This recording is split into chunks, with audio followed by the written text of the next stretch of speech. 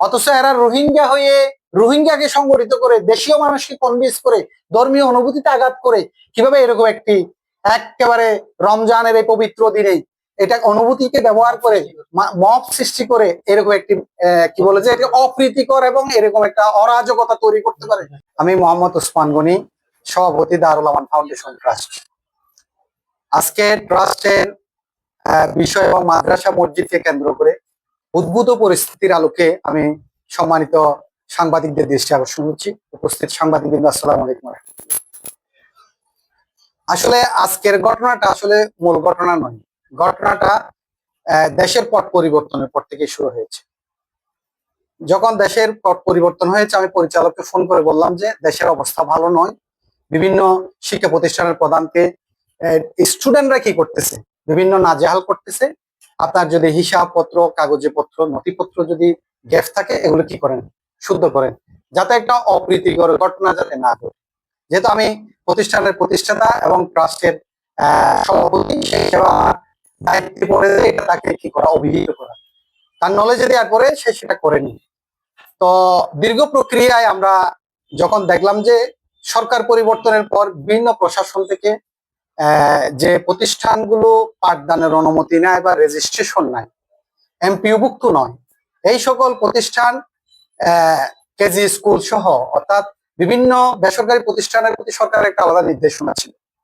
তো তারাই আগে বললাম যে আমাদের পেপারস গুলো আপডেট করা দরকার, হিসাব নিকাশ গুলো সুন্দর করে নথিভুক্ত করা দরকার, এগুলো একটা সুন্দর অডিট করা দরকার।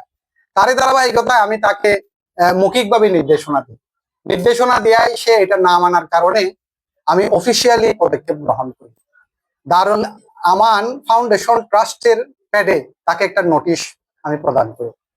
নোটিশের আলোকে বলেছি, আপনি এত তারিখের মধ্যে হিসাবগুলো কি করেন, নথিভুক্ত করেন, এবং এর আলোকে ট্রাস্টের সদস্য এবং এলাকার গণ্যমান্য ব্যক্তি দিয়ে 5 সদস্য বিশিষ্ট একটি অডিট কমিটি করে। আমার ডান পাশে যিনি আছেন ইনি অডিট কমিটির আহ্বায়ক, আমার বাম পাশে যিনি আছেন ইনি ট্রাস্টের সেক্রেটারি মাস্টার নুরুল আফসার, সাহিত্য উচ্চ বিদ্যালয়ের প্রধান শিক্ষক। আমার আরো বাম পাশে যিনি আছেন ইনি শ্রদ্ধাভাজন বড় ভাই, উনি হচ্ছেন সাহিত্যিক পল্লীর দায়িত্বশীল ব্যক্তি এবং প্রতিষ্ঠানের সাথে সংশ্লিষ্ট। আমার পশ্চিম পাশে ডান পাশে যিনি আছেন ফরিদুল ইসলাম বাবু, ইনি আবার একাডেমিক পরিচালক। তো বিষয়গুলো গড়ানোর পরে তাকে তাগেদা দেওয়ার পরে যখনই হিসাব নিকাশ নিয়ে কথা হয়, সে আওয়ামী লীগের আমলে আওয়ামী লীগের বাইরেই সে গ্রহণ করতো। নেতাদের ধরে কিছু টাকা পয়সা দিয়ে তাকে ম্যানেজ করে হিসাবটা না দেওয়ার জন্য যেটা করা দরকার সেটা করতো। যেমন আমাদের কক্সবাজারের মুজিব বদ্দার সাথে আমাদের কি হয়েছে, একটু দেন দরবার হয়েছে বিষয়ে, পরে মুজিব বদ্দার বিষয়টা বুঝতে পেরে উনি সরে যান। এই পর্যায়ে এসে উনি যখন দেশের পট পরিবর্তন হয়, উনি আর খাতে ধরতে পারেননি।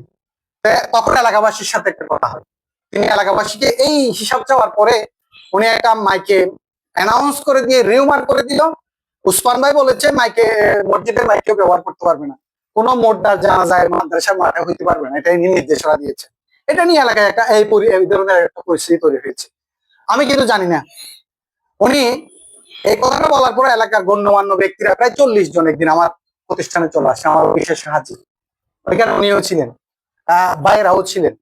তো আসার পরে ওনারা আমাকে এমন ভাবে চার্জ করতেছে, দেখলাম যে ওনাদের উগ্র আচরণ। তো আমি বললাম যে চলেন, এতগুলো লোক আসছেন, আমি আমার একটা হল রুমে নিয়ে বসালাম, ওনাদের কাছ থেকে জানতে চাই, আমরা আপনার কাছে জানতে চাচ্ছি বিষয়টা কি। তো আমি বললাম যে কি হয়েছে সেটা বলেন, বলে যে আপনি এটা বলছেন, আমরা আমি বললাম যে একটা কথা শুনে আসছেন আপনারা, আদৌ সেটা আমি বলছি কিনা, এ ধরনের কোনো প্রুফ আপনাদের কাছে আছে কিনা। এই সকল বিষয়গুলো নিয়ে কথা হয়। ওনারা আমাদের কাছে ডকুমেন্ট চাইলো, আমরা সরকারি রেজিস্ট্রি ডকুমেন্ট গুলো তাদের সামনে সাবমিট করলো। তারা বললো যে আমাদের কপি দেওয়া যাবে, অবশ্যই কপি দেওয়া যাবে। ওনারা কপি নিয়ে গেলেন, উকিলের সাথে বসতেন, বিভিন্ন দপ্তর অধিদপ্তর ওরা যাচাই কাছাই করে বুঝতে পারলেন যে এটা আসলে একটা সুসংগঠিত এবং সরকার কর্তৃক রেজিস্ট্রেশনকৃত একটি ট্রাস্ট। পরে ওনারা বললো যে তাহলে আপনারা আমাদের সাথে বসেন, আমাদেরকে ভুলভাল বলেছে।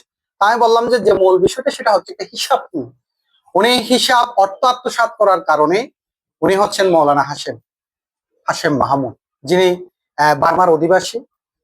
ওনাকে আমি 2012 সাল থেকে পেয়েছি, তার হাত ধরে আমি কিছু এনজিও থেকে ডোনেশন পেয়েছি, তারই মাধ্যমে প্রতিষ্ঠানটা ডেভেলপ হয়েছে। এই জন্য আমি তার কাছে কৃতজ্ঞ ছিলাম, এই জন্য তাকে ট্রাস্টের সদস্য করেছি।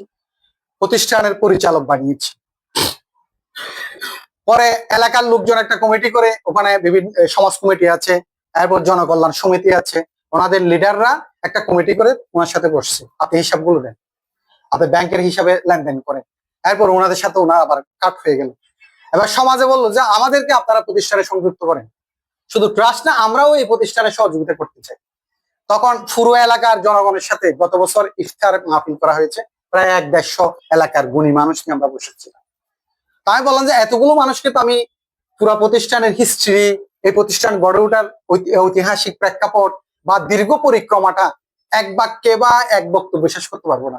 তা আপনারা 2-4-5 জনের একটা কমিটি হন, আপনারা টাইম দেন, সেই টাইমে আমরা বসবো, আপনাদের যত প্রশ্ন আছে তার জবাব দিব, আপনারা যত ডকুমেন্ট বা যা চাইবেন আমরা তা দেখাতে পারবো, দেখাবো। এরপরে বিভিন্ন জনের বাসা বাড়িতে আমরা এই 5 জন সদস্যের সাথে আমরা ট্রাস্টের পক্ষ থেকে 2-3 জন বসে, ওই কমিটির উনিও একজন সদস্য ছিলেন এলাকার পক্ষ থেকে, অর্থাৎ আফতাব ভাই উনিও ছিলেন। তো ওনারা সিদ্ধান্ত দিলেন যে প্রতিষ্ঠানটা আপনারা চালান, মসজিদটা আমাদেরকে এলাকার মানুষ হিসেবে আপনারা ছেড়ে দেন, আমাদেরকে একটা কমিটি দেন। ভেরি গুড, এটা ভালো পরামর্শ। দিনী প্রতিষ্ঠান করতে গেলে সকল মানুষের সহযোগিতা লাগে, যেহেতু এগুলো আল্লাহর রাহে করা, এই প্রতিষ্ঠানের সকল মুসলমান আপনি নিজ থেকে যে কোনো কিছু ডোনেট করা, সহযোগিতা করা, নিজেকে নিয়োজিত করার অধিকার রাখে। আমরা এই অধিকার থেকে কাউকে বঞ্চিত করতে চাই না। তাই বললাম যে ঠিক আছে, আপনাকে আমি 24 ঘন্টা সময় দিলাম, আপনি 24 ঘন্টার মধ্যে এটা যে মালিক তা প্রুভ করবেন, ঠিক আছে? নিচে চলে আসছি, আমরা দাঁড়ায় আছি, উনি উপর থেকে আসছেন। তখন আমি একাডেমিক পরিচালককে বলছি যে রুম গুলো বন্ধ আছে, আরেকজন টিচারে কারিন আসিফকে বললাম যে আপনি হাসেম সাহেব থেকে চাবি নিয়ে উনাকে বুঝাই দিবেন, কাউকে রুম গুলো উন্মুক্ত করে দিবেন। তো উনি এসে বলতেছে যে আমি উন্মুক্ত করব না, আমি এগুলো দিব না। আমি বললাম যে না দিলে ঠিক আছে, আপনি গিয়া করেন, 24 ঘন্টার মধ্যে আপনি প্রুভ করেন আপনি যেখানকার মালিক, আপনি একজন চাকরিজীবী। তাকে চাকরি দিয়েছি আমি 2012 সালে, তাকে সহকারী শিক্ষক হিসেবে নিয়োগ দিয়েছি। উনি রোহিঙ্গা হওয়ার কারণে বাংলাদেশে যে সংস্থা থেকে টাকাগুলো আসে, এগুলো রোহিঙ্গা কেন্দ্রিক টাকা আসে, আমাদের বাংলাদেশের জন্য আসে না। তো যার কারণে ওনার থেকে এই সুবিধাটা নেওয়ার জন্য ওনার সাথে আমাদের একটা সম্পর্ক, মাসওয়ারা দিয়ে, এরপরে বিভিন্ন অনুদানের গরু আসে, ছাগল আসে, এগুলোর প্যাকেট দিয়ে তাদেরকে নিয়ন্ত্রণ করেছে। যখনই আমরা কোনো কারণে তাকে প্রেসারাইজ করি, সে সেটা ভিন্ন ওনাদের কাছে উপস্থাপন করে একটা পরিবেশ তৈরি করে। বিষয়টা হচ্ছে এখানে কোনো তৃতীয় পক্ষ নেই। এবং এই যে এখানে যে জামাত বিএনপি বলা হয়েছে, আমি পলিটিক্যালি ছাত্র জীবনে ছাত্র শিবির করতাম, এখন জামাতের সাথে সম্পৃক্ত নাই বলতে গেলে বেসিক্যালি। এই জন্যই এটা জামাত রূপান্তর করে এটাকে কি করা হচ্ছে, আরেকটা পলিটিক্যাল পার্টির সহানুভূতি নেওয়ার জন্য তারা এটাকে চল চাতুরির আশ্রয় নিয়েছে। আপনারা দেখেন, আপনারা যদি স্পটে গিয়ে থাকেন, মিছিলের প্রত্যেকটা মানুষের চেহারা দেখেন, এখানে 80% লোক আমার এলাকার না, ওই এলাকার না। এরপরে মনে করেন টুকাই জাতীয়, এখানে মনে করেন 20 থেকে 30% হয়তো বার্মাইয়া, যারা ওই এলাকার আশেপাশে অবস্থান নিয়েছে, তাদের সবার সাথে তার সম্পর্ক আছে। এরপরে যারা বেকার এবং টুকাই জাতীয়, এই ধরনের কিছু লোক সে হায়ার করেছে টাকা দিয়ে, যারা অস্ত্র নিয়ে এসেছে, আপনারা অবশ্যই অনেকে দেখেছেন, অনেকের ফুটেজে আসছে, তারা ওপেন গুলি বর্ষণ করেছে, গুলির আওয়াজ আপনি নিশ্চয় আপনারা পেয়েছেন, আপনারা স্পটে ছিলেন। এরপরে রাস্তা অবরোধ করতে গিয়ে আপনারা নিশ্চয় দেখেছেন তাদের হাতে ছিল, দেশীয় অস্ত্র শস্ত্র ছিল। তা আমার কথা হলো, এটা একটা প্রাতিষ্ঠানিক অভ্যন্তরীণ বিষয়। এটার সাথে কোমলমতি ছাত্রছাত্রীদের অনুভূতি ব্যবহার করা, এলাকার মা বোন এবং এলাকার সহজ সরল গ্রাম্য মানুষগুলোকে ধর্মীয় অনুভূতিতে আঘাত করে তাদেরকে কনভিন্স করে রাস্তায় নিয়ে এসে রাস্তা ব্লক করে এই যে ফৌজদারি অপরাধ সংগঠিত করলো, এরপরে গুলি বর্ষণ করলো, এরপরে ক্রিজ নিয়ে আসলো, দেশীয় অস্ত্র শস্ত্র সজ্জিত হয়ে আসলো, এটা কি আসলে কোনোভাবে কি প্রতিষ্ঠানের সহায়ক হিসেবে আপনারা মনে করেন? আমি আপনাদের জাতির বিবেক হিসাবে আমরা এসে একটা অভিযোগ করেছি, ওসি সাহেব সেটা গ্রহণ করেছেন। ওসি সাহেব সম্ভবত ফাঁড়ির ইনচার্জ কিনা, আমি কি বললো, সৌরভ সাহেবকে এটা হ্যান্ড গিয়া করেছেন, অথরাইজ করেছেন। আমরা বলেছি আপনারা যাচাই বাছাই করে। উনি বললো যে ঘটনাটা অন্যভাবে উপস্থাপিত হয়েছে।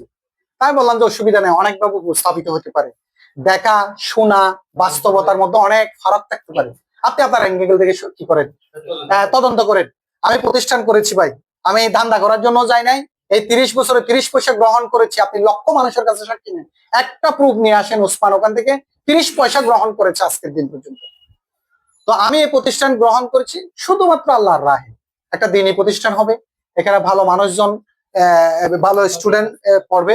আমরা চাই প্রতিষ্ঠান প্রশাসনিক পদক্ষেপ নিয়ে এই যে অস্ত্রে সজ্জিত দেশীয় সন্ত্রাসীদের প্রতিহত করে অভ্যন্তরীণ বিষয়টাকে প্রশাসনিক পর্যায়ে এনে প্রয়োজনে রোহিঙ্গা বিতাড়নের জন্য আমরা আশা করব।